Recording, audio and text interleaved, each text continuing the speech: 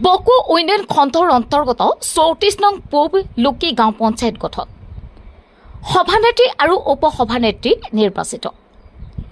ৰাজ্যৰ ঠাই ঠাই আৰম্ভ হৈছে পঞ্চায়ত গঠন প্ৰক্ৰিয়া আজি বকো উন্নয়ন খণ্ডৰ অধীনৰ 34 নং পূব লুকি গাঁও পঞ্চায়ত গঠন হয় সভানেত্ৰী বৰ্ণালী বড়ো আৰু ইন্দিৰা বড়ো ৰাভাক উপসভানেত্ৰী হিচাপে লৈ গঠন হয় পঞ্চায়ত কমিটিখন বকো খণ্ড উন্নয়ন বিষয়াই আটাইকেইজন নৱনিৰ্বাচিত পঞ্চায়ত প্ৰতিনিধিৰ উপস্থিতিত শপত বাক্য পাঠ কৰোৱায় অনাগত দিনত জাতি ধৰ্ম বৰ্ণ নিৰ্বিশেষে সৰ্বস্তৰৰ ৰাইজৰ স্বাৰ্থত বিভিন্ন উন্নয়নমূলক কাম কৰি যাব বুলি কয় নৱনিৰ্বাচিত সভানেত্ৰী উপসভানেত্ৰী আৰু ৱাৰ্ড সদস্যসকলে সভানেত্ৰী আৰু উপসভানেত্ৰী নিৰ্বাচিত হোৱাৰ পিছতে আদৰণি জনালে ভাৰতীয় জনতা পাৰ্টিৰ বকো মণ্ডল আৰু মধ্যলুকি আঞ্চলিক ৰাভা ছাত্ৰ সন্থাই বকোৰ পৰা ধনমণি মেধিৰ ৰিপৰ্ট MT নিউজ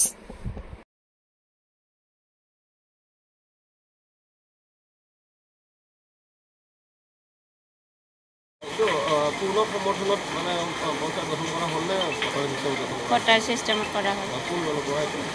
মই বিজেপি দলৰ পৰা নিৰ্বাচিত আপুনি এই জিপিটোত বিশেষকৈ কেনেধৰণে মানে উন্নতি কৰিম বুলি হয় মই জিপিটোৰ উন্নয়ন খণ্ডৰ যিখিনি কাম কাজ মই ৰাইজৰ কাৰণে মই সুকলমে চেষ্টা কৰিম আৰু অহৰহ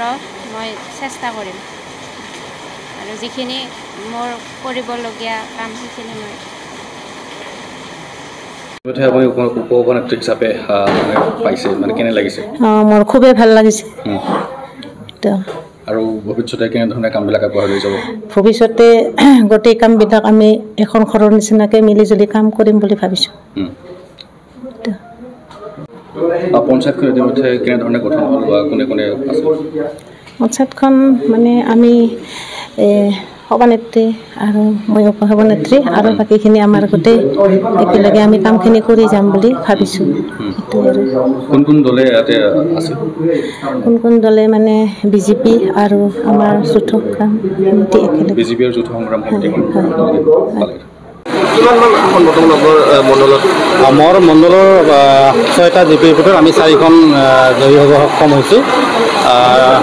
যিসকল জয়ী হৈছে ইতিমধ্যে আমি তেখেতসকলক শুভেচ্ছা জনাইছোঁ যাতে পঞ্চায়তৰ জৰিয়তে গাঁওসমূহ ভালদৰে উন্নতি কৰে কাৰণ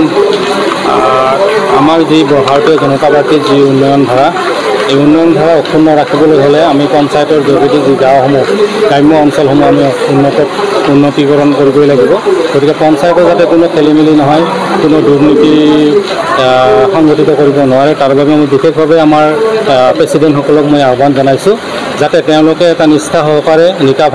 ভাৱমূৰ্তিৰে সকলো পঞ্চায়ত তেওঁলোকৰ সহযোগীসকলক লগত লৈ যাতে সমিল মিলে এই পঞ্চায়তসমূহ তেওঁলোকে চলাই নিব লাগে চলাই নিব পাৰে আৰু মোৰ বকো মণ্ডলৰ আণ্ডাৰত থকা প্ৰত্যেকখন পঞ্চায়ত যাতে সুস্থ সবলভাৱে চলাই গৈ এটা ভাল পৰিৱেশ সৃষ্টি কৰি এই পঞ্চায়তসমূহৰ যোগেদি গাঁওসমূহ উন্নতি হয় গাঁৱৰ ৰাইজৰ উন্নতি কৰিব পাৰে তাৰ বাবে মই পঞ্চায়ত প্ৰতিনিধিসকলক আহ্বান কৰিলোঁ লগতে আমি বকো মণ্ডলৰ তৰফৰ পৰা তেখেতসকলক বহুত বহুত ধন্যবাদ আৰু কৃতজ্ঞতা জনালোঁ শুভেচ্ছা জনালোঁ যাতে পৰৱৰ্তী যি কাৰ্যসূচী থাকিব তেওঁলোকক সুচাৰুৰূপে পালন কৰিব পাৰে ধন্যবাদ